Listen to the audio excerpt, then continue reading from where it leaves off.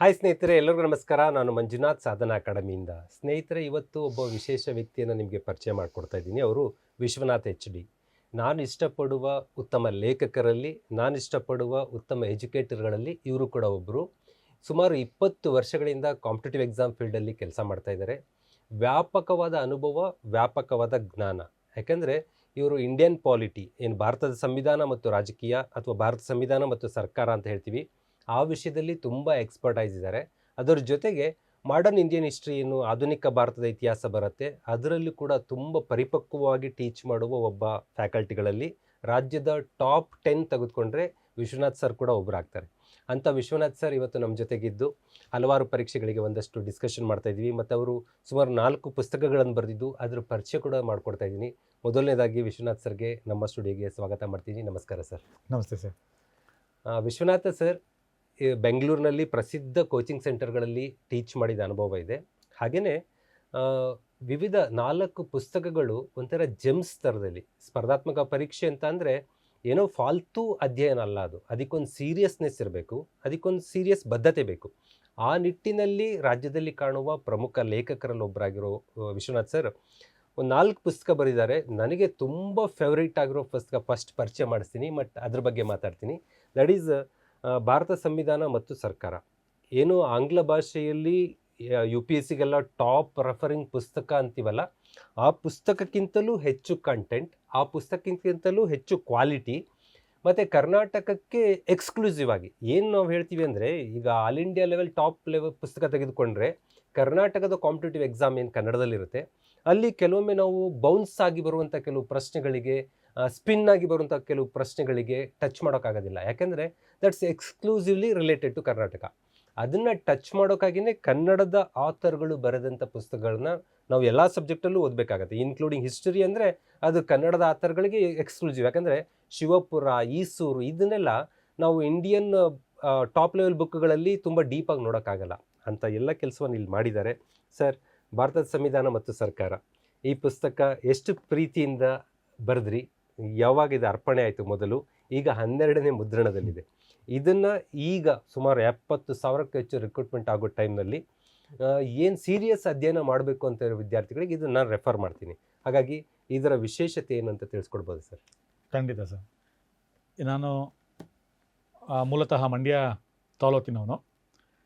ಸರಿಸುಮಾರು 20 ವರ್ಷಗಳಿಂದ ಸ್ಪರ್ಧಾತ್ಮಕ ಪರೀಕ್ಷೆಗಳಿಗೆ ಮಂಡ್ಯ ಕೃಷಿ ಸರ್ವೋದಯ ಟ್ರಸ್ಟ್ ಅಂತಕ್ಕಂಥ ಒಂದು ಸಂಸ್ಥೆಯಲ್ಲಿ ಪ್ರಾರಂಭ ಮಾಡಿದಂತಹ ಜರ್ನಿ ಇವತ್ತಿನವರು ಕೂಡ ರಾಜ್ಯದಾದ್ಯಂತ ಮುಂದುವರ್ಕೊಂಡು ಬಂದಿದೆ. ಈ ಒಂದು ಅನುಭವದ ಹಿನ್ನೆಲೆಯಲ್ಲಿ ಪ್ರಪ್ರಥಮ ಬಾರಿಗೆ 2017ರಲ್ಲಿ ನಾನು KS ಪೂರ್ವಭಾವಿ ಪರೀಕ್ಷೆಯನ್ನು ಗಮನದಲ್ಲಿಟ್ಕೊಂಡು 398 ಪುಟಗಳ ಪುಸ್ತಕವನ್ನು ಬರೆದೆ ಪ್ರಾರಂಭದಲ್ಲಿ. ಹಾಂ ಸರ್. ಅದು 2 ತಿಂಗಳಿನಲ್ಲೇ ಅದು ಕಾಪೀಸ್ ಎಲ್ಲವೂ ಕೂಡ ಸೇಲ್ ಆಗೋಯಿತು. ಓಕೆ. ಆ ನಂತರದಲ್ಲಿ ವಿದ್ಯಾರ್ಥಿಗಳಿಂದ ಬಂದಂಥ ಒಂದು ಮನವಿ, ನಾವು ಮುಖ್ಯ ಪರೀಕ್ಷೆಯೂ ಕೂಡ ಬೇರೆ ಬೇರೆ ಆ ಥರ ಬುಕ್ಕನ್ನು ಓದೋ ಬದಲು ನೀವು ಯಾಕೆ ಬರೀಬಾರ್ದು ಸರ್ ಇದನ್ನು ವಿವರಣಾತ್ಮಕವಾಗಿ ಅಂತೇಳಿ ಕೆಲವರು ಸಲಹೆಯನ್ನು ಕೊಟ್ಟರು. ಸೀರಿಯಸ್ ಆಗಿ ಯಾರು ಪ್ರಯತ್ನ ಮಾಡ್ತಾ ಇರೋ ವಿದ್ಯಾರ್ಥಿಗಳು. ಆದರೆ ನಾನು ಕೂಡ ಯೋಚನೆ ಮಾಡಿ ಪುಸ್ತಕ ಈಗ ಪೂರ್ವಭಾವಿ ಪರೀಕ್ಷೆಗೆ ಏನು ಬರೆದಿದ್ದೀನಿ, ಗ್ರೂಪ್ C ಎಕ್ಸಾಮಿನೇಷನ್ ಲೆವೆಲ್ಗೆ ವಿವರಣಾತ್ಮಕ ರೂಪದಲ್ಲಿ ಬರೆದಿದ್ದೇ ಆದರೆ ಗ್ರೂಪ್ C ಎಕ್ಸಾಮ್ ಆಗಿರ್ಬೋದು, ಗೇಟೆಡ್ ಪ್ರೊಫೆಷನಲ್ ಪ್ರಿಲಿಮಿನರಿ ಆಗ್ಬೋದು, ಅದೇ ಮೇನ್ಸ್ ಕೂಡ ಅನುಕೂಲ ಆಗುತ್ತೆ ಅಂತೇಳಿ ಆನಂತರ 3ನೇ ಆವೃತ್ತಿನಲ್ಲಿ ನಾನು ವಿವರಣಾತ್ಮಕ ರೂಪದಲ್ಲಿ ಪುಸ್ತಕವನ್ನು ಹೊರತಂದೆ. ಆನಂತರ ಅಡಿಷನ್ ಟು ಅಡಿಷನ್, ಕಾಲಕ್ಕೆ ತಕ್ಕ ಹಾಗೆ ಅಮೆಂಡ್ಮೆಂಟ್ಸ್ ಆಗಿರ್ಬೋದು, ಪ್ರಮುಖವಾದಂಥ ರಾಜಕೀಯ ವಿದ್ಯಮಾನಗಳಾಗಿರ್ಬೋದು, ಪರೀಕ್ಷಾ ದೃಷ್ಟಿಕೋನದಿಂದ ಎಲ್ಲವನ್ನು ಕೂಡ ಆ್ಯಡ್ ಮಾಡ್ತಾ ಬಂದೆ. ಇದು ಪ್ರಸ್ತುತ 12ನೇ ಮುದ್ರಣಕ್ಕೆ ಬಂದು ನಿಂತಿದೆ. ಎಲ್ಲ ರಾಜ್ಯದಾದ್ಯಂತ ಎಲ್ಲ ವಿದ್ಯಾರ್ಥಿಗಳ ಒಂದು ಪ್ರೋತ್ಸಾಹ, ಸಹಕಾರ ಹಾಗೂ ಎಲ್ಲ ವಿದ್ಯಾಸಂಸ್ಥೆಗಳ ಒಂದು ನನ್ನ ಸನ್ಮಿತ್ರರ ಒಂದು ಸಹಕಾರದಿಂದ ಇವತ್ತು 12ನೇ ಮುದ್ರಣ ಬಂದಿದೆ. ಇದು ಈ ಒಂದು ಪುಸ್ತಕದ ಜರ್ನಿ ಸರ್. Yes sir. ಈ ಪುಸ್ತಕದ ಕವರ್ ಪೇಜಲ್ಲಿ ನೂತನ ಪಾರ್ಲಿಮೆಂಟ್ ಹಾಕ್ಬಿಟ್ಟಿದ್ದೀರಾ ಆಲ್ರೆಡಿ. ಏನು 2 ವರ್ಷದಿಂದ ಅಷ್ಟೇ ಇದು ಉದ್ಘಾಟನೆ ಆಗಿರೋಂಥದ್ದು. ನೂತನ ಪಾರ್ಲಿಮೆಂಟ್ ಬಂದಿದೆ ಅಂದರೆ ನೂತನ ಲೇಟೆಸ್ಟ್ ಅಂದರೆ ಲೇಟೆಸ್ಟ್ ಯಾವ ಟಾಪಿಕ್ ಇದಲ್ಲಿ ಬಂದಿದೆ ಸರ್? ಹೌದು. ಈಗ ನಾವು ಪುಸ್ತಕವನ್ನು ಬರೆದಿದ್ದೀನಿ ಅಂತೇಳಿ ಸುಮ್ಮನೆ ಕೂರುವಂಥ ಜಾಯಮಾನ ನಮ್ಮದಲ್ಲ ಸರ್. ಪ್ರತಿ ಹಂತದಲ್ಲೂ ಕೂಡ ಅದು ಅಪ್ಡೇಟ್, ಗ್ರೂಪ್ C ಎಕ್ಸಾಮಿನೇಷನ್ ಆಗಿರ್ಬೋದು, ಗೇಟೆಡ್ ಪ್ರೊಫೆಷನಲ್ ಆಗಿರ್ಬೋದು, ನನ್ನ ಒಂದು ಥಿಂಕಿಂಗು UPSCನಲ್ಲಿ ಕೇಳುವಂಥ ಪ್ರಶ್ನೆಗಳಿಗೂ ಕನ್ನಡ ಮಾಧ್ಯಮದ ಬುಕ್ಕಲ್ಲಿ ಉತ್ತರ ಸಿಗಬೇಕು. ಇದು ನನ್ನ ಒಂದು ಬಹುದೊಡ್ಡ ಆಸೆ. ಹಾಗಾದರೆ ಈ ಸಾರಿ UPSCನಲ್ಲಿ ಎಷ್ಟು ಕ್ವಶನ್ ಬಂದಿರ್ಬೋದು ಸರ್? ಈ ಸಾರಿ UPSCನಲ್ಲಿ 2026 IAS ಪೂರ್ವಭಾವಿ ಪರೀಕ್ಷೆಯಲ್ಲಿ ಒಟ್ಟು ಭಾರತ ಸಂವಿಧಾನಕ್ಕೆ ಸಂಬಂಧಪಟ್ಟ ಹಾಗೆ 8 ಪ್ರಶ್ನೆಗಳು ಬಂದಿದ್ದಾವೆ. 8 ಪ್ರಶ್ನೆಗಳಲ್ಲಿ 6 ಪ್ರಶ್ನೆಗಳಿಗೆ ಪುಸ್ತಕದಲ್ಲಿ ಉತ್ತರ ಇದೆ. 6 ಪುಸ್ತಕ. ಪುಸ್ತಕ last time KPSC KS prelims ಅದನ್ನು ತೆಗೆದುಕೊಂಡ್ರೆ 19 ಪ್ರಶ್ನೆಗಳಿತ್ತು. ಹಾ ಸರ್. ಅದರಲ್ಲಿ 14 ಪ್ರಶ್ನೆಗಳಿಗೆ ಉತ್ತರ ಬಂದಿದೆ. 19ಕ್ಕೆ 14ರಲ್ಲಿ 14ಕ್ಕೆ ಉತ್ತರ ಬಂದಿದೆ. ಲೇಟೆಸ್ಟ್ ಇತ್ತೀಚೆಗೆ ಬರ್ತಿರೋ ಗ್ರೂಪ್ ಸಿಗಳಲ್ಲಿ ಗ್ರೂಪ್ ಸಿ KE ನಡೆಸಿದಂತಹ ಅಸಿಸ್ಟೆಂಟ್ ಇಂಜಿನಿಯರ್ ಎಕ್ಸಾಮ್ ಅಲ್ಲಿ ಹಾ ಸರ್ 13 ಕ್ವಶನ್ ಬಂದಿತ್ತು. 13ಗೆ 13ಗೂ ಆನ್ಸರ್ ಇದೆ. 13 ಆನ್ಸರ್ ಇದೆ. PSI PSI ನಲ್ಲೂ ಕೂಡ ಮೆಜಾರಿಟಿ ಅದು ನಂಬರ್ಸ್ ಬರ್ತಿದ್ದೀನಿ ನಾನು. ಹ್ಮ್. 99%ಗೆ ಆನ್ಸರ್ ಇದೆ. ದೆನ್ KE ನಡೆಸಿದಂತಹ SDA ಎಕ್ಸಾಮಿನೇಷನ್ ಅಲ್ಲಿ 13 ಪ್ರಶ್ನೆ ಬಂದಿತ್ತು. 13 ಉತ್ತರ ಬಂದಿದೆ. ಓಕೆ. ಮತ್ತೆ ಮೋಟಾರ್ ವೆಹಿಕಲ್ ಇನ್ಸ್ಪೆಕ್ಟರ್ ಅದರಲ್ಲಿ 33 ಕ್ವಶನ್ ಬಂದಿತ್ತು. 33ಗೂ ಕೂಡ ಆನ್ಸರ್ ಇದೆ. ಓ ಗ್ರೇಟ್. 33 ಕೂಡ ಆನ್ಸರ್ ಇದೆ. ನಾನು ಸರ್ ಯಾವುದೇ ಪರೀಕ್ಷೆ ನಡೆದ ತಕ್ಷಣನೇ ಆ ದಿನ ಸಂಜೆನೆ ಆ ಪ್ರಶ್ನೆ ಪತ್ರಿಕೆಯನ್ನು ತೆಗೆದುಕೊಂಡು ಆ ಪ್ರಶ್ನೆ ಪತ್ರಿಕೆಯಲ್ಲಿ ಸಂವಿಧಾನಕ್ಕೆ ಸಂಬಂಧಪಟ್ಟಾಗೆ ಯಾವ ಪ್ರಶ್ನೆ ಬಂದಿದೆ, ಎಷ್ಟನೇ ಪ್ರಶ್ನೆ ಅದು, ಆ ಪ್ರಶ್ನೆಗೆ ಯಾವ ಪುಟದಲ್ಲಿ ಉತ್ತರ ಇದೆ ಅಂತೇಳಿ ಅದನ್ನ ಸೋಷಿಯಲ್ ಮೀಡಿಯಾದಲ್ಲಿ ಶೇರ್ ಮಾಡ್ತಾ ಹೋಗ್ತೀನಿ ಸರ್. ಓಕೆ. ಯಾವ ಸೋಷಿಯಲ್ ಮೀಡಿಯಾದಲ್ಲಿ ನಿಮ್ಮನ್ನು ಟಚ್ ಮಾಡ್ಬೋದು? ಅದು ನಾನು ಫೇಸ್ಬುಕ್ ಅಲ್ಲಿ ಹಾಕ್ತೇನೆ, ಇನ್ಸ್ಟಾಗ್ರಾಮ್ದಲ್ಲಿ ಹಾಕ್ತೇನೆ. ವಿಶ್ವನಾಥ್ HD ಅಂತ ಪೇಜ್ ಇದೆಯಾ? ಇಲ್ಲ ಸರ್, ವಿಶ್ವನಾಥ್ HD ಅಂತ FB ನಲ್ಲಿದೆ. ಓಕೆ. ಫೇಸ್ಬುಕ್. Yes sir. 824 ಪುಟದ ಪುಸ್ತಕ ಸ್ವಲ್ಪ ಬಲ್ಕಿನಿ ಅನಿಸ್ತಾ ಇದೆ ನನಗೆ. ಹೀಗಿದ್ದಾಗ ಎಲ್ಲ ಮೆಡಿಸಿನ್ ಎಲ್ಲ ಪೇಷಂಟ್ಗಳಿಗೂ ಡಾಕ್ಟರ್ ಕೊಡಲ್ಲ ಸರ್. ಹಾಗಾಗಿ ನಮ್ಮ ರಾಜ್ಯದಲ್ಲಿ ಬರ್ತಿರೋ ಎಲ್ಲ ಎಕ್ಸಾಮ್ಗಳಿಗೂ ಈ ಬುಕ್ ಮೆಡಿಸಿನ್ ಆಗುತ್ತಾ ಆಗಲ್ವಾ? ಖಂಡಿತ ಆಗುತ್ತೆ ಸರ್. ಹೌದು. ಯಾಕೆಂದ್ರೆ ಇವತ್ತಿನ ವಿದ್ಯಾರ್ಥಿಗಳ ಹೊಸದಾಗಿ ಸ್ಪರ್ಧಾತ್ಮಕ ಪರೀಕ್ಷೆಗೆ ಬರುವಂಥ ವಿದ್ಯಾರ್ಥಿಗಳ ಮನೋಭಾವ ಏನು ಅಂದರೆ, police constable second PUC qualification ಇದೆ, ಆ ಲೆವೆಲ್ಗೆ ನಾವು ಓದಬೇಕು ಅಂತ. But qualification criteria second PUC ಇದೆ. ಬಟ್ ಎಕ್ಸಾಮ್ ತೆಗೆದುಕೊಳ್ತಕ್ಕಂಥ ಕ್ಯಾಂಡಿಡೇಟ್ಸು PhD ಮಾಡಿರೋರು ತೆಗೆದುಕೊತಾರೆ. ಹೌದು. ಇವತ್ತು BA ಮಾಡಿರ್ತಕ್ಕಂಥದ್ದು BSc BCom MA MSc MCom BE MTech. ಈಗ ಪ್ರೆಸೆಂಟು ಲಾಸ್ಟ್ 2 years ಬ್ಯಾಕ್ ನಾವು ರಿಕ್ರೂಟ್ಮೆಂಟ್ ಆಗಿರುವಂಥ ಪೊಲೀಸ್ ಕಾನ್ಸ್ಟೇಬಲ್ನ ಎಜುಕೇಷನ್ ಕ್ವಾಲಿಫಿಕೇಶನ್ ಕೇಳಿದ್ರೆ ಎಲ್ಲರೂ ಪೋಸ್ಟ್ ಗ್ರಾಜ್ಯುಯೇಟ್ಸೇ, ಯಾರು ಅಂಡರ್ ಗ್ರಾಜ್ಯುಯೇಟ್ಸ್ ಇಲ್ವೇ ಇಲ್ಲ. PUC ಪಾಸ್ ಮಾಡಿದವ್ರು ಇಲ್ವೇ ಇಲ್ಲ. ಎಲ್ಲರೂ ಕೂಡ ಪದವಿ, ಸ್ನಾತಕೋತ್ತರ ಪದವಿ ಮುಗಿಸಿರ್ತಾರೆ ಅಂತವ್ರೆ. ಜೊತೆಗೆ ಈಗ ಪೊಲೀಸ್ ಕಾನ್ಸ್ಟೇಬಲ್ ಹುದ್ದೆನ ಎಕ್ಸಾಮ್ ಪರೀಕ್ಷೆ ಅಂತ ತೆಗೆದುಕೋತಾರೆ, ಅವ್ರು ಅದಕ್ಕೆ ಶ್ರೀತನಾಗಿರೋದಿಲ್ಲ. ಡಿಗ್ರಿ ಮಾಡಿರ್ತಕ್ಕಂಥವ್ರು ನೆಕ್ಸ್ಟ್ FDA ತೆಗೆದುಕೋತಾನೆ, KS ನೋಟಿಫಿಕೇಶನ್ ಆದಾಗ KS ಎಕ್ಸಾಮಿನೇಷನ್ ತೆಗೆದುಕೋತಾನೆ, ಪದವಿ ಹಂತದ ಎಕ್ಸಾಮ್ಗಳಿಗೂ ಅವನು ಅಪಿಯರ್ ಆಗ್ತಾನೆ, PUC ಹಂತದ ನಂತರದಲ್ಲಿ ಕಾಲ್ ಮಾಡೋದಕ್ಕೂ ಅಪಿಯರ್ ಆಗ್ತಾನೆ. ಅದರಿಂದಾಗಿ ನಾನು ಹೇಳುವಂಥದ್ದು ವಿದ್ಯಾರ್ಥಿಗಳಿಗೆ ಇಷ್ಟೇ, PC ಹಂತದ ಪರೀಕ್ಷೆಗಳಿಗೆ ಒಂದು ಪುಸ್ತಕ ಓದೋದು, ಪದವಿ ನಂತರದಲ್ಲಿ ಕೇಳುವಂಥ ಪರೀಕ್ಷೆಗಳಿಗೆ ಮತ್ತೊಂದು ಪುಸ್ತಕ ಓದೋದು, ಆ ಗೊಂದಲ ಆಗೋದು ಬೇಡ. ಎಲ್ಲರೂ PUCಗೆ ಸ್ಥಿತನಾಗಿರೋದಿಲ್ಲ, ಪದವಿ ನಂತರದ ಎಕ್ಸಾಮ್ಗಳಿಗೂ ಅವರು ಬರೀತಾರೆ, ಅವರ ಏಜ್ ಲಿಮಿಟ್ ಇರೋರು ಕೂಡ. ಅದರಿಂದಾಗಿ ನಮ್ಮ ಒಂದು ಗುರುಗಳು ಯಾವತ್ತೂ ಕೂಡ ಉನ್ನತವಾಗಿರಬೇಕು. ಅದರಾಗಿ ಇದು ಒಂದು ಪುಸ್ತಕವನ್ನು ಓದಿದ್ರೆ ಸಾಕು. PC ಆಗಿರ್ಬೋದು, PSC ಆಗಿರ್ಬೋದು, KS ಆಗಿರ್ಬೋದು, ಅದರ್ ಗ್ರೂಪ್ಸ್ ಎಕ್ಸಾಮಿನೇಷನ್ ಆಗಿರ್ಬೋದು, KS ಮುಖ್ಯ ಪರೀಕ್ಷೆ ಆಗಿರ್ಬೋದು, ಹಾಗೆ UPSCಗೂ ಕೂಡ ಪ್ರಿಪ್ರೇಷನ್ ಆಗೋದಕ್ಕೆ ಕನ್ನಡ ಮಾಧ್ಯಮದಲ್ಲಿರುವಂಥ ಏಕೈಕ ಅತ್ಯಧಿಕ ಮಾಹಿತಿ ಉಳ್ಳಂತಹ ಪುಸ್ತಕ. ಅದರಲ್ಲೂ ಲಕ್ಷ್ಮೀಕಾಂತ್ ಅವ್ರದ್ದು ಇಂಗ್ಲೀಷ್ ಮೀಡಿಯಮಲ್ಲಿ ಬುಕ್ ಏನಿದೆ ಅದಕ್ಕಿಂತಲೂ ಹೆಚ್ಚಿನ ಮಾಹಿತಿಯನ್ನು ಒಳಗೊಂಡಿದೆ ಅಂತೇಳಿ ಅತ್ಯಂತ ಆತ್ಮವಿಶ್ವಾಸದಿಂದ ನಾನು ಹೇಳಲಿಕ್ಕೆ ಇಷ್ಟಪಡ್ತೀನಿ ಸರ್. Great sir. ಸರ್, ಈಗ ಭಾರತದ ಸಂವಿಧಾನ ಈ ಪುಸ್ತಕ ಸುಮಾರು 850 ಪುಟ ಇದೆ. ಈ ಪುಸ್ತಕ ನಾನು ನೋಡಿದಂಗೆ ಅಮೆಝಾನಲ್ಲಿ, ಫ್ಲಿಪ್ಕಾರ್ಟಲ್ಲಿ, ಪ್ರಮುಖ ಬುಕ್ ಸ್ಟೋರ್ಗಳಲ್ಲೂ ಲಭ್ಯ ಇದೆ.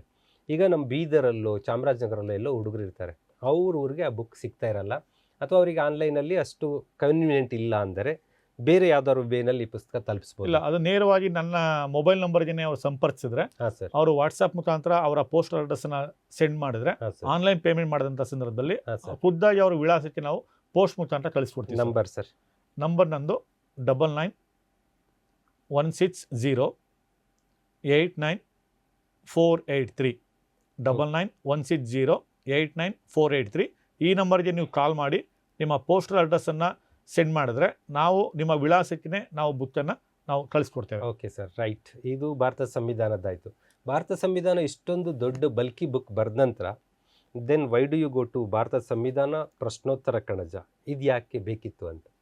ಹೌದು ಸರ್, ಯಾಕೆಂದರೆ ಇವತ್ತು ಗ್ರೂಪ್ ಸಿ ಎಕ್ಸಾಮಲ್ಲಿ ನಾನು ಆ ಪುಸ್ತಕದಲ್ಲಿ ಇನ್ನೊಂದು ಪಾಯಿಂಟ್ ಹೇಳ್ಬಿಡ್ತೀನಿ. ಭಾರತ ಸಂವಿಧಾನ ಮತ್ತು ಸರ್ಕಾರದಲ್ಲಿ ಇವತ್ತು ಗ್ರೂಪ್ ಸಿ ಎಕ್ಸಾಮ್ KE ನಡೆಸ್ತಾ ಇರೋದ್ರಲ್ಲಿ ಏನು ಲ್ಯಾಂಡ್ ರಿಫಾರ್ಮ್ಸ್ ಬಗ್ಗೆ, ಕರ್ನಾಟಕಕ್ಕೆ ಸಂಬಂಧಪಟ್ಟಾಗೆ ಭೂ ಸುಧಾರಣೆ, ಕೋಆಪರೇಟಿವ್ ಮೂವ್ಮೆಂಟ್ ಬಗ್ಗೆ ಏನು ಕೇಳ್ತಾ ಇದ್ದಾನೆ, ಅದಕ್ಕೆ ಸಂಬಂಧಪಟ್ಟಾಗೆ ಮತ್ತೊಂದು ಪುಸ್ತಕವನ್ನು ಖರೀದಿ ಮಾಡುವಂಥ ಅಗತ್ಯ ಇಲ್ಲ.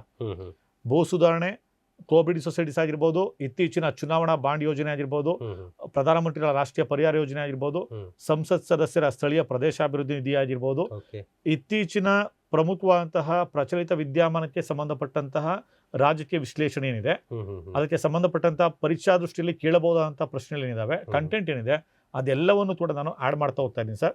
ಅದರಿಂದಾಗಿ ನಾನು ಸ್ಪರ್ಧಾರ್ಥಿಗಳಿರೋದು ಪುಸ್ತಕದ ಸೈಜನ್ನು, ಪುಸ್ತಕದ ಬೆಲೆನ ನೋಡಿ ನೀವು ಪುಸ್ತಕವನ್ನು ಖರೀದಿ ಮಾಡಬೇಡಿ. ಇವತ್ತು ಎಕ್ಸಾಮನ್ನು ತೆಗೆದುಕೊಳ್ತಕ್ಕಂಥ ವಿದ್ಯಾರ್ಥಿಗಳು ಒಂದು ಸಾಲಿನಲ್ಲಿ ಉತ್ತರವನ್ನು ಬರೆದಿರ್ತಕ್ಕಂಥ ಪುಸ್ತಕವನ್ನು ಓದೋದ್ರಿಂದ ಯಾವುದೇ ರೀತಿಯ ಪ್ರಯೋಜನ ಆಗೋದಿಲ್ಲ. ಓಕೆ. ಇವತ್ತು ಎಕ್ಸಾಮಲ್ಲಿ ಪ್ರಶ್ನೆ ಕೇಳ್ತಾ ಇರೋದು ಅತ್ಯಂತ ಆಳವಾಗಿ ವಿಶ್ಲೇಷಣೆಯನ್ನು ಮಾಡಿ ಕೇಳ್ತಾ ಇದ್ದಾನೆ, ಅಪ್ಲಿಕೇಶನ್ ಅಲ್ಲಿ ಕೇಳ್ತಾ ಇದ್ದಾನೆ. ಅದಕ್ಕೆ ನೀವು ಟೆಕ್ಸ್ಟ್ ಬುಕ್ಕನ್ನೇ ಓದಬೇಕೇ ಹೊರತು ಯಾವುದೋ ಗೈಡ್ಗಳನ್ನು ಓದೋದ್ರಿಂದಾಗಿ ಯಾವುದೇ ರೀತಿಯಂಥ ಪ್ರಯೋಜನ ಯಾವುದಿಲ್ಲ.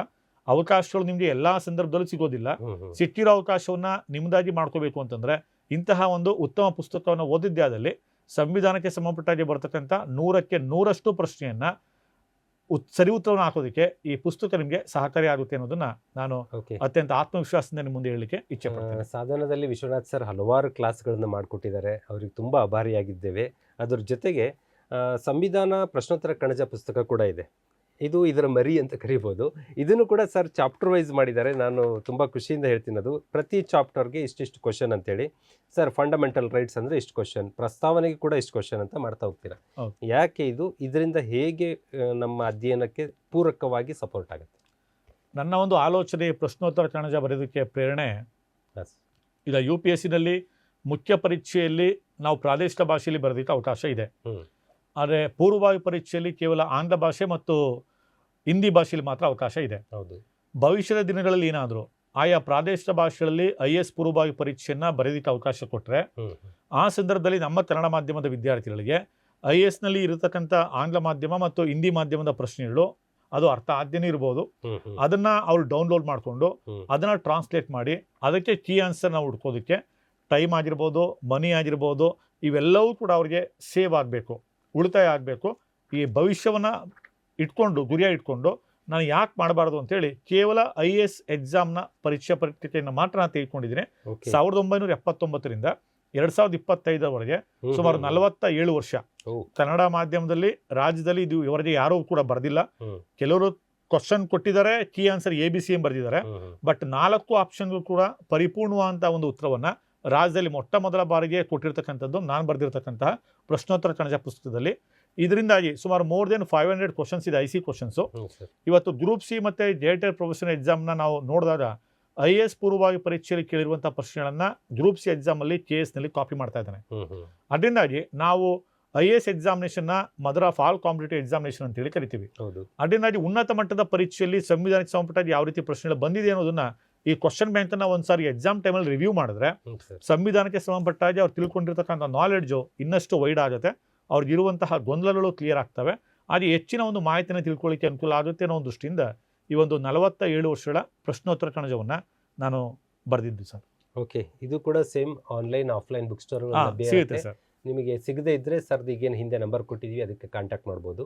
ಸರ್ ನಂದು 3ನೇ ಪ್ರಶ್ನೆ ಈಗ ಭಾಳ ನನಗೆ ಆಶ್ಚರ್ಯ ಆಗೋದೇನೆಂದರೆ, as a political science professor I have command on polity and Indian polity and ನಮ್ಮ ಥಿಯರೀಸ್ ಎಲ್ಲ ಕಮಾಂಡಲ್ಲಿ ಇರ್ತೀವಿ. ಇದ್ದಕ್ಕಿದ್ದಂಗೆ ಒಬ್ಬ ಪೊಲಿಟಿನ ಪುಸ್ತಕ ರಚನೆ ಮಾಡುವಷ್ಟು ಮಾಸ್ಟರ್ ಇರುವ ನೀವು ಆಧುನಿಕ ಭಾರತದ ಇತಿಹಾಸ ಕಡೆ ಹೊರಳಿಬಿಡ್ತೀರಾ. ಆಧುನಿಕ ಭಾರತ ಇತಿಹಾಸದ ಮೇಲೆ ಪ್ರೀತಿ ಬರುತ್ತೆ, ಯಾಕಂದರೆ ಒಂದು ಪುಸ್ತಕ ರಚನೆ ಆಗಬೇಕಂದ್ರೆ ಕೇವಲ ಅದು ಬ್ರ್ಯಾಂಡಿಂಗ್ ಮಾರ್ಕೆಟಿಂಗ್ ಅಷ್ಟೇ ಸಾಲಲ್ಲ, ಅದ್ರ ಮೇಲೆ ಪ್ರೀತಿ, ಸಮಯ, ಡೆಡಿಕೇಶನ್ ಎಲ್ಲ ಇಂಪಾರ್ಟೆಂಟ್. ನಾನೊಂದು ಪೊಲಿಟಿ ಪುಸ್ತಕನ ಟ್ರಾನ್ಸ್ಲೇಟ್ ಮಾಡೋದಕ್ಕೆ ಸುಮಾರು 6-7 ತಿಂಗಳು ತಗೊಂಡೆ. ಎಷ್ಟು ಸುಸ್ತಾಗಿ ಹೋಗಿದ್ದೆ ಅಂದರೆ 2-3 kg ತೂಕ ಕಡಿಮೆ ಆಗಿದೆ. ನೀವು ಪೂರ್ತಿ ಹೊಸದಾಗಿ ರಚನೆ ಮಾಡಬೇಕಂದ್ರೆ ಎಷ್ಟು ಶ್ರಮ ಇರುತ್ತೆ, ಐ ನೋ ದಟ್. ಹೇಗೆ ಸರ್ ಇದ್ರ ಮೇಲೆ ಕಾಳಜಿ ಬಂತು? ಏನು ಆಧುನಿಕ ಭಾರತ ಇತಿಹಾಸದ ಈ ಪುಸ್ತಕದ ವಿಶೇಷ? ಅಂದರೆ ಈಗ ಹಿಸ್ಟ್ರಿ ಅಂತ ಬಂದಾಗ ಅದು ಭಾಳ ವೈಡ್ ಸಬ್ಜೆಕ್ಟ್. ಅದು ಏನ್ಷಿಯಂಟ್ ಇಂಡಿಯಾ ಇದೆ, ಮಿಡಿವಲ್ ಇಂಡಿಯಾ ಇದೆ, ಮಾಡರ್ನ್ ಇಂಡಿಯಾ ಇದೆ, ಯುರೋಪಿಯನ್ ಹಿಸ್ಟ್ರಿ ಇದೆ, ದೆನ್ ವರ್ಲ್ಡ್ ಹಿಸ್ಟ್ರಿ ಇದೆ, so many types of history ಇದೆ. ಅಲ್ಲ, ನಾನು ಅಂದ್ಕೊಳ್ಳೋದು ನಮ್ದು ಕಾನ್ಸ್ಟಿಟ್ಯೂಷನಲ್ ಡೆವಲಪ್ಮೆಂಟ್ ಅಂತ ಬರುತ್ತೆ ಸರ್. ಹೌದು, ಸಂವಿಧಾನ ಬೆಳವಣಿಗೆ. ಅದನ್ನ ಇಷ್ಟಪಡ್ತಾ ಪಡ್ತಾ ಪಡ್ತಾ ಹಿಂದಕ್ಕೆ ಹೋಗ್ಬಿಟ್ರ ಅಂತ ಅನ್ಸುತ್ತೆ ನನಗೆ. ಇಲ್ಲ, ನಾನು ಮೂಲತಃ ಹಿಸ್ಟ್ರಿನಲ್ಲಿ ನಾನು PG ಮಾಡಿರೋದು. ಓ ಗ್ರೇಟ್. ನಾನು ಪೊಲಿಟಿಕಲ್ ಸೈನ್ಸ್ PG ಅಲ್ಲ, ಹಿಸ್ಟ್ರಿನಲ್ಲಿ PG ಮಾಡಿರೋದು, ಹಿಸ್ಟ್ರಿನಲ್ಲಿ KSET ನ ಕ್ಲಿಯರ್ ಆಗಿರೋದು. ಅದನ್ನಾಗಿ ಹಿಸ್ಟ್ರಿ ಬಗ್ಗೆನೂ ಕೂಡ ನನಗೆ ತುಂಬಾ ಒಲವಿದೆ. ಆ ಹಿನ್ನೆಲೆಯಲ್ಲಿ ನಾನು ನನ್ನ ಮದರ್ ಸಬ್ಜೆಕ್ಟ್ ಅನ್ನ ಯಾಕೆ ಬರೀಬಾರ್ದು ಅಂತೇಳಿ ನಾನು ಫಸ್ಟ್ ಪೊಲಿಟಿಕಲ್ ಸೈನ್ಸ್ MA ಮಾಡಬೇಕು ಅಂತ ಇದ್ದಂಥದ್ದು, ಆನಂತರ ಹಿಸ್ಟ್ರಿಗೆ ನಾನು ಓದಿದ್ದು. ಅದರಿಂದಾಗಿ ಹಿಸ್ಟ್ರಿಗೂ ಕೂಡ ನನ್ನ ಸಬ್ಜೆಕ್ಟ್ಗೆ ಒಂದು ಜಸ್ಟಿಸ್ ಕೊಡಬೇಕು ಅಂತೇಳಿ ಅದು ಕೂಡ ನನ್ನ ಬಹಳ ಇಷ್ಟವಾದಂತಹ ಸಬ್ಜೆಕ್ಟ್ ಅದು. ಅದರಿಂದಾಗಿ ಏನ್ಷಿಯಂಟ್ ಇಂಡಿಯಾ, ಮಿಡಲ್ ಇಂಡಿಯಾ ಎಲ್ಲವನ್ನೂ ಬರೆಯೋ ಬದಲು ಅತಿ ಹೆಚ್ಚು ಪ್ರಶ್ನೆಗಳು ಕೇಳ್ತಾ ಇರ್ತಕ್ಕಂಥ ಮಾಡರ್ನ್ ಇಂಡಿಯನ್ ಹಿಸ್ಟ್ರಿ ಬಗ್ಗೆ ನಾವು ಒಂದು ಉತ್ತಮವಾದಂಥ ಒಂದು ಪುಸ್ತಕವನ್ನು ಕನ್ನಡ ಮಾಧ್ಯಮದಲ್ಲಿ ಕೊಡೋಣ ಅಂತೇಳಿ ಆ ಒಂದು ದೃಷ್ಟಿಕೋನವನ್ನು ಇಟ್ಕೊಂಡು ಈ ಪುಸ್ತಕವನ್ನು ಬರೆದೆ. ಆ ಪುಸ್ತಕದ ಪ್ರತಿ ಅಧ್ಯಾಯದ ಅಂತ್ಯದಲ್ಲಿ ನಾನೇನು ಮಾಡಿದೆ ಅಂದರೆ, ಆ ಚಾಪ್ಟರ್ಗೆ ಸಂಬಂಧಪಟ್ಟ ಹಾಗೆ IAS ಪೂರ್ವಭಾವಿ ಪರೀಕ್ಷೆಯಲ್ಲಿ, KS ಪೂರ್ವಭಾವಿ ಪರೀಕ್ಷೆಯಲ್ಲಿ, PSC ಎಕ್ಸಾಮಿನೇಷನಲ್ಲಿ, KSET ಎಕ್ಸಾಮಿನೇಷನಲ್ಲಿ ಏನು ಕ್ವಶನ್ ಬಂದಿದೆ ಆ ಟಾಪಿಕ್ಗೆ ಸಂಬಂಧಪಟ್ಟ ಹಾಗೆ ಅದನ್ನು ಎಂಡ್ ಆಫ್ ದಿ ಚಾಪ್ಟರ್ ಕೂಡ ಕೊಟ್ಟಿದ್ದೀನಿ. ಯಾಕೆ ವಿದ್ಯಾರ್ಥಿ ಥಿಯರಿಯನ್ನು ಓದಂಥ ಸಂದರ್ಭದಲ್ಲಿ ಪ್ರಶ್ನೆಗಳನ್ನ ಯಾವ ರೀತಿ ಕೇಳ್ತಾನೆ ಅನ್ನೋ ಒಂದು ಗೊತ್ತಿರೋದಿಲ್ಲ ಅವ್ರಿಗೆ, ಹೊಸದಾಗಿ ಸ್ಪರ್ಧಾತ್ಮಕ ಪರೀಕ್ಷೆನ ಎದುರಿಸೋರಿಗೆ. ಅದರಿಂದಾಗಿ ಕಂಟೆಂಟನ್ನು ವಿವರವಾಗಿ ಓದಿದ್ಮೇಲೆ ಎಂಡ್ ಆಫ್ ದಿ ಚಾಪ್ಟರ್ಲಿ ಕ್ವಶನ್ಸ್ ಇದ್ದಾಗ ಈ ಥರ ಪ್ರಶ್ನೆಗಳು ಬರ್ತವೆ ಅಂತಂದಾಗ ಅವರ ಒಂದು ಚಿಂತನಶೀಲತೆ ಇನ್ನಷ್ಟು ಡೆವಲಪ್ಮೆಂಟ್ ಆಗುತ್ತೆ, ಅವರ ವೇ ಆಫ್ ಥಿಂಕಿಂಗ್ ಕೂಡ ಬ್ರಾಡ್ ಆಗುತ್ತೆ ಅನ್ನೋ ದೃಷ್ಟಿಕೋನವನ್ನು ಇಟ್ಕೊಂಡು ಎಂಡ್ ಆಫ್ ದಿ ಚಾಪ್ಟರ್ಲಿ ಪ್ರಶ್ನೆಗಳನ್ನು ಕೂಡ ಕೊಟ್ಟಿದ್ದೀನಿ. ಈ ನಿಟ್ಟಿನಲ್ಲಿ ಇದು ಕೂಡ ಇದಾಗಲೇ 3 ಮುದ್ರಣಗಳನ್ನು ತಂದು 4ನೇ ಆವೃತ್ತಿಗೆ ಪಾದಾರ್ಪಣೆ ಮಾಡ್ತಾ ಇದೆ ಸರ್. ಓಕೆ, ಈ ಪುಸ್ತಕದ ವಿಡ್ತ್ ಆ್ಯಂಡ್ ಡೆಪ್ತ್ ನೋಡಿದರೆ ಕೇವಲ ನಮ್ಮ group C KS ಅನ್ನೋದಕ್ಕಿಂತಲೂ PU lecturer history, ಹೌದು, PU ಲೆಕ್ಚರ್ ಆಗಿರ್ಬೋದು, ಡಿಗ್ರಿ ಆಗಿರ್ಬೋದು, ಸ್ಲೆಟ್ ಆಗಿರ್ಬೋದು, ನೆಟ್ ಆಗಿರ್ಬೋದು, ಎಲ್ಲದಕ್ಕೂ ಕೂಡ ಅನುಕೂಲ ಸಪೋರ್ಟ್ ಆಗ್ಬೋದು ಅನ್ಕೋತೀನಿ. ಯಾಕಂದರೆ ಆಧುನಿಕ ಭಾರತವನ್ನು ಇಷ್ಟು ವಿಶಾಲವಾಗಿ ಬರ್ಕೊಂಡು ಹೋಗಿದ್ದೀರಾ. ಮತ್ತು ಹಿಸ್ಟ್ರಿನಲ್ಲಿ ಇದೇನು ಬ್ರಿಟಿಷರ ಪೋರ್ಚುಗೀಸರ ಆಗಮನದಿಂದ ಇಲ್ಲಿ ಬರುತ್ತಲ್ಲ ಇಲ್ಲಿವರೆಗೂ 1947, ಮತ್ತು ಅದರ ನಂತರದ್ದು ಸ್ವಾತಂತ್ರ್ಯೋತ್ತರ ಭಾರತ ಏನಾದರೂ ಕವರ್ ಮಾಡಿದ್ದೀರಾ? ಸ್ವಲ್ಪ ಮಾಡಿದ್ದೀನಿ ಸರ್. ಅದರಲ್ಲೂ ಕೂಡ ನ್ಯಾಷನಲ್ ಲೀಡರ್ಸ್ಗಳ ಬಗ್ಗೆ ಸಂಪೂರ್ಣವಾದ ಮಾಹಿತಿ ಕೊಟ್ಟಿದ್ದೀನಿ. ಕೆಲವೊಂದು ಬುಕ್ಗಳಲ್ಲಿ ಇಲ್ಲಿ ಇರ್ತಕ್ಕಂಥ ರೆವಲ್ಯೂಷನಿಸ್ಟ್ ಬಗ್ಗೆನೂ ಕೂಡ ನಾ ಕಂಪ್ಲೀಟ್ ಮಾಹಿತಿಯನ್ನು ಈ ಪುಸ್ತಕದಲ್ಲಿ ಕೊಟ್ಟಿದ್ದೀನಿ ಸರ್. ಓಕೆ, ಇದು ಆಧುನಿಕ ಭಾರತ ಇತಿಹಾಸ ಸ್ನೇಹಿತರೆ. ಇದು ಕೂಡ ತುಂಬ ಡೆಪ್ತ್ ಆ್ಯಂಡ್ ತುಂಬ ನೀಟಾಗಿದೆ. ನಮ್ದೇನು ಭಾರತ ಸಂವಿಧಾನ ಮತ್ತು ಸರ್ಕಾರ HD ವಿಶ್ವನಾಥ್ ಸರ್ದು ಇದೆ ಅಷ್ಟೇ ಆಳ ಆಗಲ್ಲ. ಬಿಕಾಸ್ ಅವ್ರದ್ದು ಇದರಲ್ಲೇ MA ಇದೆ ಅಂತ ಹೇಳಿದ್ಮೇಲೆ ಕೆಸೆಟ್ಟೆಲ್ಲ ಇದೆ ಅಂದಮೇಲೆ ಮಾತಾಡೋಂಗಿಲ್ಲ, ಕ್ವಾಲಿಟಿ ಇದೆ ಇದು. ಅದ್ರ ಜೊತೆಗೆ ಸೇಮ್ ಏನು ಭಾರತ ಸಂವಿಧಾನ ಒಂದು ಮರಿ ಹಾಕಿತ್ತು, ಇತಿಹಾಸ ಕೂಡ ಒಂದು ಮರಿಯನ್ನು ಹಾಕಿದೆ. ದಟ್ ಈಸ್ ಇತಿಹಾಸ ಪ್ರಶ್ನೋತ್ತರ ಕಣಜ. ಇದು ಕೂಡ UPSC IASನ 1979ಇಂದ 2025 ಸೇಮ್ 47 ವರ್ಷಗಳ ಪ್ರಶ್ನೆ ಪತ್ರಿಕೆ. ಪೂರ್ತಿ ಇತಿಹಾಸನ ಸರ್ ಕೇವಲ ಆಧುನಿಕ ಭಾರತ ಇತಿಹಾಸ? ಇಲ್ಲ ಸರ್, ಪೂರ್ತಿ ಇತಿಹಾಸ complete. Ancient India, middle India, modern India ಪ್ರತ್ಯೇಕನೇ ಮಾಡಿದ್ದೀನಿ. ಓದುವಂತವ್ರಿಗೆ ಗೊಂದಲ ಆಗಬಾರದು. 47 ವರ್ಷದಿಂದ ಬಂದಿರೋದು ಇಷ್ಟೇ ಹಿಸ್ಟ್ರಿ ಕ್ವಶನ್ ಆಗಾದ್ರೆ ಒಂದ್ಸರಿ ಗ್ಲಾನ್ಸ್ ಮಾಡ್ಕೋಬಹುದು ನಾವು. ಹೌದು, ನಾನು ಯಾವ ಇಯರ್ನಲ್ಲಿ ಎಷ್ಟೆಷ್ಟು ಕ್ವಶನ್ಸ್ ಕೇಳಿದ್ದೇನೆ ಅಂತ ಒಂದು ಟೇಬಲ್ ಮುಖಾಂತರ ಕೊಟ್ಟಿದ್ದೀನಿ ನಾನು. ಬಿಕಾಸ್ ಇದು ಕೇವಲ ಗ್ರೂಪ್ ಸಿ ಎಕ್ಸಾಮ್ದಲ್ಲ, NET ಎಕ್ಸಾಮ್ ಬರೀತಕ್ಕಂಥವ್ರಿಗೆ, ಸ್ಲೆಟ್ ಎಕ್ಸಾಮ್ ಬರೆಯೋರಿಗೆ, degree college assistant professor exam ಬರೆಯೋರಿಗೆ, PU ಕಾಲೇಜ್ ಲೆಕ್ಚರ್ ಬರೆಯೋರಿಗೂ ಕೂಡ ಇದು ಅನುಕೂಲ ಆಗುತ್ತೆ. ನಮಗೊಂದು ಹೆದರಿಕೆ ಸರ್, ಈ ಟ್ರಾನ್ಸ್ಲೇಟ್ ಆದ ಪುಸ್ತಕಗಳು ಅಂದರೆ ಆ ವರ್ಗಾವಣೆ ಗೂಗಲ್ದ ಅಂತ ಭಯ ಇರುತ್ತೆ. ಯಾಕಂದರೆ ಗೂಗಲ್ ಟ್ರಾನ್ಸ್ಲೇಟ್ ರೀಡ್ ಮಾಡೋಕ್ಕಾಗಲ್ಲ. ಇದು ಗೂಗಲ್ ಟ್ರಾನ್ಸ್ಲೇಟೆಡ್ ಅಥವಾ ಕಂಪ್ಲೀಟ್ಲಿ ನೀವು ಕೂತು completely word by word? Completely. ನಾನು ಎಲ್ಲವನ್ನೂ ಕೂಡ ನಾನು ಬರೆದಿಟ್ಟಿರೋದನ್ನು ಕೂಡ ನಾನು ಸಂಗ್ರಹಿಸಿಟ್ಟಿದ್ದೀನಿ. ನಾನು ಏನೇನು ರೈಟಿಂಗ್ ವರ್ಕ್ ಮಾಡಿದ್ದೀನಿ ಅದೆಲ್ಲವನ್ನೂ ಕೂಡ ಬರೆದಿಟ್ಟಿದ್ದೀನಿ. ಯಾಕೆಂದರೆ ನಾನು ಬೇಸಿಕಲಿ ಟೀಚಿಂಗನ್ನು ಇಷ್ಟಪಟ್ಟು ಮಾಡೋದ್ರಿಂದಾಗಿ ಅದರಿಂದಾಗಿ ಬೇರೆಲ್ಲ ಬುಕ್ಗಳಲ್ಲಿ ಇಲ್ಲದೇ ಇರ್ತಕ್ಕಂಥ ಒಂದು ಕೊರತೆ ನಮ್ಮ ವಿದ್ಯಾರ್ಥಿಗಳಿಗೆ ಎಲ್ಲಿ ಕೊರತೆ ಇದೆ ಅದು ಫುಲ್ಫಿಲ್ ಆಗಬೇಕು. ಯಾವ ಪುಸ್ತಕದಲ್ಲೂ ಸಿದ್ಧಿರ್ತಕ್ಕಂಥ ಮಾಹಿತಿ ನನ್ನ ಬುಕ್ಕಲ್ಲಿ ಸಿಗಬೇಕು ಅನ್ನೋ ಒಂದು ಭವಿಷ್ಯದ ದೂರದೃಷ್ಟಿಕೋನ ಇಟ್ಕೊಂಡು ಈ ಪುಸ್ತಕವನ್ನು ಬರೆದಿರೋದು. ಅದರಿಂದಾಗಿ 4 ಆಪ್ಷನ್ಗಳು ಕೂಡ ನಾನು ವಿವರಣಾತ್ಮಕವಾಗಿ ಉತ್ತಮನ ಬರೆದಿದ್ದೀನಿ. ಅದರಿಂದಾಗಿ ಅದರಲ್ಲಿ ಯಾವುದೇ ರೀತಿಯಾದಂಥ ಗೊಂದಲ ಇಲ್ಲ. ಇತಿಹಾಸದಲ್ಲಿ ಎಷ್ಟೋ ಸಂಗತಿಗಳು, ಗೊತ್ತಿಲ್ಲದಿರ್ತಕ್ಕಂಥ ಎಷ್ಟೋ ಸಂಗತಿಗಳನ್ನು ಇಲ್ಲಿ ಬೆಳಕಿಗೆ ತಂದಿದ್ದೀನಿ. ಆ ಹಿನ್ನೆಲೆಯಲ್ಲಿ ಇತಿಹಾಸದ ಪ್ರಶ್ನೋತ್ತರ ಕಣಜವು ಕೂಡ ಅದು UPSCಯಿಂದ ಹಿಡಿದು ಗ್ರೂಪ್ ಸಿ ಎಕ್ಸಾಮ್ ಆಗಿರ್ಬೋದು, ಅಸಿಸ್ಟೆಂಟ್ ಪ್ರೊಫೆಸರ್ ಆಗಲಿ, PU ಕಾಲೇಜ್ ಲೆಕ್ಚರರ್ಸ್ ಆಗಲಿ, ಎಲ್ಲ ವಿವಿಧ ಎಕ್ಸಾಮ್ಗಳು ಕೂಡ ಅದು ಕೂಡ ಅನುಕೂಲ ಆಗುತ್ತೆ ಸರ್. ಎಸ್ ಸರ್, ಈಗ ಮಂಡ್ಯ ಕೃಷಿಕ್ ಸರ್ವೋದಯ ಟ್ರಸ್ಟ್ ಅಲ್ಲಿ ತರಬೇತಿ ನಡೀತಾ ಇದೆ ಮಂಡ್ಯದ ನಗರದಲ್ಲಿ. ಬಹಳಷ್ಟು ಹುಡುಗರು ಅಲ್ಲಿ ತರಬೇತಿ ಪಡಿತಾ ಇದ್ದಾರೆ. ಅಲ್ಲಿ ನೀವು ಯಾವ ಸಬ್ಜೆಕ್ಟ್ ಟೀಚ್ ಮಾಡ್ತೀರಿ ಸರ್? ಅಲ್ಲಿ ನಾನು ಕೂಡ ಭಾರತ ಸಂವಿಧಾನ ಬಗ್ಗೆ ಮತ್ತು ಆಧುನಿಕ ಭಾರತ ಇತಿಹಾಸದ ಬಗ್ಗೆ. ಹಾಂ ಸರ್, 2 ಸಬ್ಜೆಕ್ಟನ್ನು ನಾನೇ ಹ್ಯಾಂಡಲ್ ಮಾಡ್ತಾರೆ ಸರ್ 20 ವರ್ಷದಿಂದ. 20 ವರ್ಷದಿಂದಲೂ? Okay okay. ಮಂಡ್ಯ ಸುತ್ತಮುತ್ತಲ ಭಾಗದ ವಿದ್ಯಾರ್ಥಿಗಳು ದಯವಿಟ್ಟು ನಿಮ್ಮ ಲೋಕಲ್ನಲ್ಲೇ ಇಷ್ಟೊಬ್ಬ ಜೆಮ್ ಇರುವಂಥ ಶಿಕ್ಷಕರು ಸಿಗ್ತಾ ಇರಬೇಕಾದ್ರೆ ನೀವು ಅದನ್ನು ಬಳಸ್ಕೋಬೇಕು. ಆ ಜ್ಞಾನವನ್ನು ಪಡೆದುಕೊಂಡು ಈಗಾಗಲೇ ಅದೇನು ಮಂಡ್ಯ ಕೃಷಿಕ್ ಸರ್ವೋದಯ ಟ್ರಸ್ಟ್ ಸುಮ್ಮನೆ ಹೇಳ್ತಾ ಇರೋದಲ್ಲ, ನಾನು ಅಲ್ಲಿ ತರಬೇತಿ ಪಡೆದ ಹಲವಾರು ವಿದ್ಯಾರ್ಥಿಗಳು ಶಿಕ್ಷಕರಾಗಿ, ಪೊಲೀಸ್ ಆಗಿ, ಗ್ರೂಪ್ ಸಿ ಹುದ್ದೆಗಳಿಗೆ, KPSC ಹುದ್ದೆಗಳಿಗೆ, ಸುಮಾರು ಹುದ್ದೆಗಳಿಗೆ ಅಪಾಯಿಂಟ್ ಆಗಿದ್ದಾರೆ. ಹಾಗಾಗಿ ಅಲ್ಲಿ ಸ್ಥಳೀಯವಾಗಿ ಸಿಗುವ ರಿಸೋರ್ಸನ್ನು ಕಾಲೇಜ್ ಮುಗಿದ ನಂತರ ಟೈಮಲ್ಲಿ ಬೇಕಾದ್ರೆ ಹೋಗಿ ಅಟೆಂಡ್ ಮಾಡ್ಬೋದು. ಆ ಥರ ಕ್ಲಾಸ್ ಟೈಮಿಂಗ್ಸ್ ಎಲ್ಲ ಇರುತ್ತೆ. ಅದನ್ನು ಬಳಸಿಕೊಂಡು ನೀವು ಕೂಡ ಅಲ್ಲಿ ಬದುಕು ರೂಪಿಸ್ಕೊಳ್ಳಿ ಅಂತ ಹಾರೈಸ್ತೀನಿ ಸರ್. ಕೊನೆಯದಾಗಿ ಪುಸ್ತಕದಲ್ಲಿ ಈಗ ಭಾರತ ಸಂವಿಧಾನದ ಕಡೆ ಬರೋದಾದರೆ this chapter is very important. 1-2 question ಅವರು ಬರುತ್ತೆ ಅಂತಂದ್ರೆ ಯಾವ್ದು ಹೇಳ್ತೀರಾ? ಅಂದರೆ ಕಾನ್ಸ್ಟಿಟ್ಯೂಷನ್ ಡೆವಲಪ್ಮೆಂಟ್ ಏನಿದೆ, before independent then after independent ಏನಿದೆ, ಸರ್ ಸ್ವಾತಂತ್ರ್ಯ ಪೂರ್ವ ಮತ್ತು ಸ್ವಾತಂತ್ರ್ಯ ಸಂವಿಧಾನದ ಬೆಳವಣಿಗೆ ಏನಿದೆ, ಅದರಲ್ಲಿ ಕನಿಷ್ಠ ನಿಮಗೆ 2 to 3 ಕ್ವಶನ್ಸ್ ಇದ್ದೇ ಇರುತ್ತೆ. ಯಾವುದೇ ಎಕ್ಸಾಮ್ ಆಗಲಿ ಕನಿಷ್ಠ 2 ರಿಂದ 3 ಪ್ರಶ್ನೆ ಇರುತ್ತೆ. ಸಂವಿಧಾನ ರಚನೆಗೆ ಹಿಂದಿನ ಸ್ಟೋರಿ ಹೇಳಿದ್ರಿ, ಸಂವಿಧಾನ ಬುಕ್ ಅಲ್ಲಿ ತಗೊಂಡಾಗ ಯಾವುದು ಚಾಪ್ಟರ್ ಇಂಪಾರ್ಟೆಂಟ್ ಆಗ್ಬೋದು? ಅಂದ್ರೆ ಅಲ್ಲಿ ನಾವು ಮೊದಲ 3 ಚಾಪ್ಟರ್ಸ್ ಏನಿದೆ, ಕಾನ್ಸ್ಟಿಟ್ಯೂಷನಲ್ ಫ್ರೇಮ್ ವರ್ಕ್ ಏನಿದೆ, ಅದರಲ್ಲಿ ಬಂದಾಗ ಕಾನ್ಸ್ಟಿಟ್ಯೂಷನ್ ಡೆವಲಪ್ಮೆಂಟ್ ಆಗಲಿ, ಪ್ರಿಯಂಬಲ್ ಆಗಲಿ, ಫಂಡಮೆಂಟಲ್ ರೈಟ್ಸ್ ಆಗಲಿ, citizenship, directive principles of state policy, then ಮೂಲಭೂತ ಕರ್ತವ್ಯಗಳು, ಸಂವಿಧಾನ ತಿದ್ದುಪಡಿ ವಿಧಾನ, ದೆನ್ ಆನಂತರ ಭಾರತ ಒಕ್ಕೂಟ ಮತ್ತು ಪ್ರದೇಶ, ತುರ್ತು ಪರಿಸ್ಥಿತಿಗಳು, ಅಂತಾರಾಜ್ಯ ಸಂಬಂಧಗಳು, president, then vice president, prime minister, council of ministry, parliament, supreme court, then state government governor, then chief minister, state council of ministry, state high court. ಈ ಮೊದಲ 4 ಚಾಪ್ಟರ್ ಏನಿದೆ ಇದು ಒಂದು ರೀತಿ ಆರ್ಟ್ ಆಫ್ ದಿ ಕಾನ್ಸ್ಟಿಟ್ಯೂಷನ್ ತರ. ಅಲ್ಲಿಗೆ ಹೆಚ್ಚು ಕಮ್ಮಿ 250 ಆರ್ಟಿಕಲ್ ವರೆಗೂ ಹೋಯ್ತು. ಇನ್ನು ಹೌದು. ಮುಂದಿಂದು ಏನು ನಂಬರ್ ಆಫ್ ಕ್ವಶನ್ಸ್ ಒಂದು 15 ಬರುತ್ತೆ ಅಂದ್ರೆ 15ರಲ್ಲಿ ಮಿನಿಮಮ್ 10 to 11 ಕ್ವಶನ್ಸ್ ಈ 4 ಚಾಪ್ಟರ್ ಅಲ್ಲೇ ರೈಸ್ ಮಾಡೋದು. ಈ ಕಡೆನೇ ಬಂದ್ಬಿಡುತ್ತೆ. ಈ ತರನೇ ಬರುತ್ತೆ.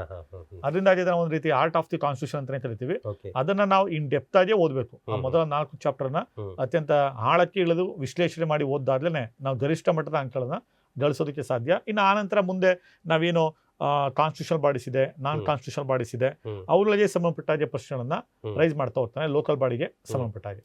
ಓಕೆ. ಈಗ ಆಧುನಿಕ ಭಾರತ ಇತಿಹಾಸ ಅಂದ್ರೆ ಯಾವ ಯುಗ, ಯಾರ ಕಾಲ, ಬಹಳ ಪ್ರಮುಖವಾಗಿ ಡೆಫಿನೆಟ್ಲಿ 10 ಕ್ವಶನ್ ಇದೆ ಅಂದ್ರೆ ಎರಡು ಇದ್ದೇ ಇರುತ್ತೆ ಅಂತ. ಅದರಲ್ಲಿ ನಾವು ನ್ಯಾಷನಲ್ ಮೂವ್ಮೆಂಟ್ ಬಂದಾಗ ಎಸ್ಟಾಬ್ಲಿಷ್ಮೆಂಟ್ ಆಫ್ INC ಏನಿದೆ, ಭಾರತೀಯ ರಾಷ್ಟ್ರೀಯ ಕಾಂಗ್ರೆಸ್ನ ಸ್ಥಾಪನೆ 1885ರಿಂದ 1947 ಭಾರತಕ್ಕೆ ಸ್ವಾತಂತ್ರ್ಯ ಬರೋದೇನಿದೆ, ಆ 3 ಕಾಲಘಟ್ಟ ಮಂದಗಾಮಿಗಳಿಗ, ತೀವ್ರಗಾಮಿಗಳಿಗ, ಗಾಂಧಿ ಎರಾ ಅಂತ ಏನು ಕರಿತೀವಿ, ನಾವು ಕಂಪ್ಲೀಟ್ಲಿ 1885 ಇಂದ 1947 ವರೆಗೆ ತೆಗೆದುಕೊಂಡ ಸಂದರ್ಭದಲ್ಲಿ ಕನಿಷ್ಠ 4ರಿಂದ 5 ಪ್ರಶ್ನೆ ಅದೊಂದೇ ಇರೋದಿಲ್ಲ. ಅದಿಷ್ಟು ಓದಕ್ಕೆ ಎಷ್ಟು ಟೈಮ್ ಬೇಕಾಗ್ಬೋದು ಸರ್ ಈ ಪುಸ್ತಕದಲ್ಲಾದ್ರೆ? ಆ ಪುಸ್ತಕದಲ್ಲಾದ್ರೆ ನಾವು ಮಂದಗಾಮಿ, ತೀವ್ರಗಾಮಿ ಮತ್ತು ಗಾಂಧಿಯರ 3 ಓದಬೇಕು ಅಂತಂದ್ರೆ ಕನಿಷ್ಠ ಒಂದು 10 hours ಅಲ್ಲಿ ನಾವು ಕವರ್ ಮಾಡ್ಬೋದು. 10 hours ಅಂದ್ರೆ KPSC ಓದುವ ಸೀರಿಯಸ್ ಆಸ್ಪಿರೆಂಟ್ಸ್ಗಳು ಒಂದೇ ದಿನದಲ್ಲಿ ಮುಗಿಸ್ಬೋದು. ಸ್ವಲ್ಪ ಕಡಿಮೆ ಓದ್ತಿದ್ರೆ 2 ದಿನದಲ್ಲಿ ಓದ್ಕೊಂಡು. ಈಗೇನು ಕ್ವಿಕ್ ಆಗಿ ಎಕ್ಸಾಮ್ ಕರೀತಾ ಇದ್ದಾರೆ, ಕ್ವಿಕ್ ಆಗಿ ಡೇಟ್ಗಳು ಅನೌನ್ಸ್ ಆಗ್ತಾ ಇದೆ, ಭಯ ಪಡೋದು ಬೇಡ. ಈ ಥರ ಹಾಟ್ ಟಾಪಿಕ್ಸ್ ಅಂತ ತಗೊಂಡು ಅದ್ರ ಮೇಲೆ ಕಮಾಂಡಿಂಗ್, ಬೇರೆ ಕಡೆ ಗ್ಲಾನ್ಸ್ ಮಾಡಿಕೊಂಡು ಹೀಗೆಲ್ಲ ಮಾಡಿ ನೀವು ನಿಮ್ಮದೇ ಸ್ಟ್ರಾಟಜಿ ಮೂಲಕ ಅಟೆಂಡ್ ಮಾಡ್ಬೋದು. ಅದಕ್ಕೆ ಬೇಕಾದ ಪೂರಕ ಪುಸ್ತಕಗಳು 4 ಪುಸ್ತಕಗಳನ್ನ ಪರಿಚಯ ಮಾಡಿಸಿದ್ವಿ. ಸಾಧನಾ ವೇದಿಕೆಯಲ್ಲಿ ಸುಮ್ಮನೆ ಅದು ಇದು ಎಲ್ಲ ಬಂದು ಪುಸ್ತಕಗಳನ್ನ ಪ್ರಮೋಟ್ ಮಾಡೋದಿಲ್ಲ. ಬ್ರ್ಯಾಂಡ್ ಆ್ಯಂಡ್ ಕ್ವಾಲಿಟಿ ಆ್ಯಂಡ್ ಅದರಲ್ಲಿರೋ ಕಂಟೆಂಟನ್ನು ನಿಮಗೆ ತಿಳಿಸೋ ಪ್ರಯತ್ನ ಮಾಡ್ತಾ ಇದ್ದೀನಿ. ಸ್ನೇಹಿತರೆ, ಈಗ ಕೊನೆಯದಾಗಿ ಸರ್ಗೆ ಏನಾದರೂ ಇನ್ನೂ ಹೆಚ್ಚಿನ ಮಾಹಿತಿ share ಮಾಡೋದಿದ್ರೆ sir?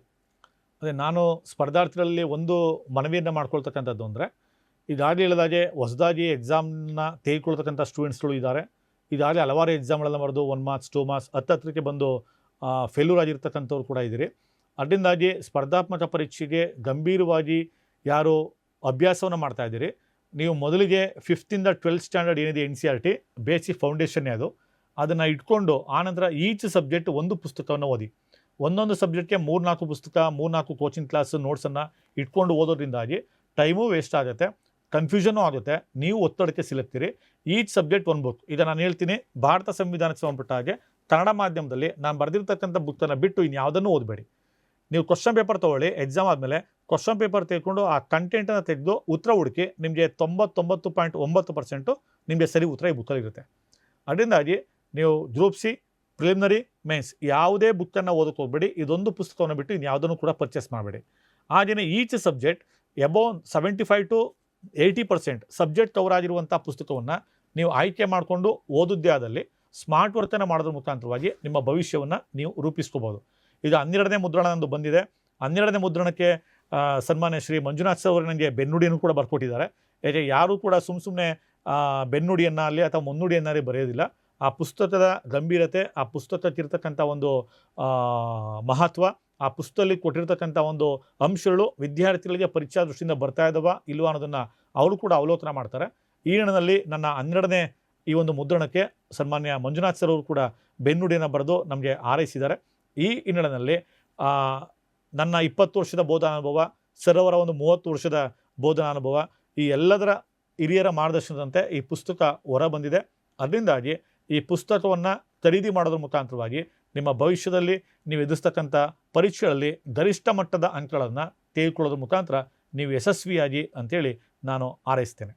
Okay, great sir. Commanding ಆಗಿ ಅದ್ರ ಮೇಲೆ ಆತ್ಮವಿಶ್ವಾಸದಿಂದ ಹೇಳ್ಬೋದು ಅಂದರೆ, ಇದನ್ನು ಯಾವುದೇ ಆಥರ್ ಈ ಪುಸ್ತಕ ಸಾಕು, ಇದರಿಂದ ನೀವು ಕಂಪ್ಲೀಟ್ ಸಕ್ಸಸ್ ಪಡಿತೀಯ ಅಂತ ಹೇಳೋದು ಭಾಳ ಆತ್ಮವಿಶ್ವಾಸ ಬೇಕಾಗತ್ತೆ. ತನ್ನ ಬಗ್ಗೆ ತನಗೆ ನಂಬಿಕೆ ಬೇಕು, ತನ್ನ ಕೊಟ್ಟಿರುವ ಕಂಟೆಂಟ್ ಮೇಲೆ ನಂಬಿಕೆ ಬೇಕು. ಆ ನಂಬಿಕೆಯಿಂದ ಸರ್ ತಿಳಿಸಿದ್ದಾರೆ. ಹಾಗಿದ್ದಾಗ ಇನ್ನು ನೆಕ್ಸ್ಟ್ ಥಾಟ್ ಬೇಡ, ಆ ಪುಸ್ತಕ ಕೊಂಡ್ಕೊಳ್ಳೋಣ, ಓದೋಣ, ಹೆಚ್ಚಿನ ಅಂಕಗಳನ್ನು ಗಳಿಸೋಣ. ಹಾಗೆ ಆಧುನಿಕ ಭಾರತ ಇತಿಹಾಸ ಕೂಡ ಅಷ್ಟೇ. ಇದನ್ನು ಕನ್ನಡದಲ್ಲಿ ಕೆಲವೊಂದು ಯೂನಿವರ್ಸಿಟಿ ಪ್ರೊಫೆಸರ್ಗಳು ಬರೋ ಪುಸ್ತಕಗಳು ಬಿಟ್ಟರೆ, ಇದು ಪ್ಯೂರ್ಲಿ ಇವರು ಈ ಫೀಲ್ಡಲ್ಲೇ ಡೇ ಟು ಡೇ ಕೆಲಸ ಮಾಡೋದ್ರಿಂದ ಹುಡುಗರಿಗೆ ಏನು ಡೌಟ್ಸ್ ಬರುತ್ತೆ, ಆ ಡೌಟ್ಸ್ನ ಹೇಗೆ ಕ್ಲಾರಿಫೈ ಮಾಡ್ಬೋದು, ಆ ರೀತಿಯಲ್ಲಿ ಇದನ್ನು ಚಂದವಾಗಿ ಕ್ಲಾರಿಫೈ ಮಾಡಿದ್ದಾರೆ. ಹಾಗಾಗಿ ವಿಶ್ವನಾಥ್ ಎಚ್ ಡಿ ಸರ್ ಅವರ ಆಧುನಿಕ ಭಾರತ ಪುಸ್ತಕ ಕೂಡ ನಿಮಗೆ ಸ್ಪರ್ಧಾತ್ಮಕ ಪರೀಕ್ಷೆಗಳಿಗೆ ಉಪಯೋಗ ಆಗುತ್ತೆ. ಜೊತೆಗೆ UPSC ಕಡೆ ಯೋಚನೆ ಮಾಡ್ತಾ ಇದ್ದ ಹುಡುಗರು, ಬರೀ ಸೀರಿಯಸ್ ಆಸ್ಪಿರೆಂಟ್ಸ್ ಅಲ್ಲ, ಜಸ್ಟ್ ಥಾಟ್ ಇದ್ದರೆ ಹೇಗಿರುತ್ತೆ ಪ್ರಶ್ನೆಗಳು, ಇಂಗ್ಲೀಷ್ ಅಂದರೆ ಗಾಬರಿ ಆಗ್ತಾ ಇರುತ್ತೆ, ಜಸ್ಟ್ ಕನ್ನಡದಲ್ಲಿ ನಿಮಗೆ ಹಿಸ್ಟ್ರಿದು ಮತ್ತು ಪಾಲಿಟಿದು ಈ ಕ್ವಶನ್ ಬ್ಯಾಂಕ್ ಮೂಲಕ ಉತ್ತರಗಳನ್ನು ವಿವರಣಾತ್ಮಕವಾಗಿ ಕೊಟ್ಟಿರ್ತಾರೆ. ಇದನ್ನೆಲ್ಲ ಬಳಸ್ಕೊಂಡು ನಿಮ್ಮ ಬದುಕು ತುಂಬ ಬೆಳಗಿಸಿಕೊಳ್ಳಿ. ಈ ಬಾರಿಯ ರಿಕ್ರೂಟ್ಮೆಂಟಲ್ಲೇ ನೀವೆಲ್ಲ ನೇಮಕ ಆಗಿ ಅಂತ ಹಾರೈಸ್ತೀನಿ. Thank you so much sir, ಇವತ್ತು Thank ನಮ್ಮ you. ಸ್ಟುಡಿಯೋದಲ್ಲಿ ಬಂದು ನಮ್ಮ ಜೊತೆ ಜಾಯ್ನ್ ಆಗಿದ್ದಕ್ಕೆ. ನಮಸ್ಕಾರ.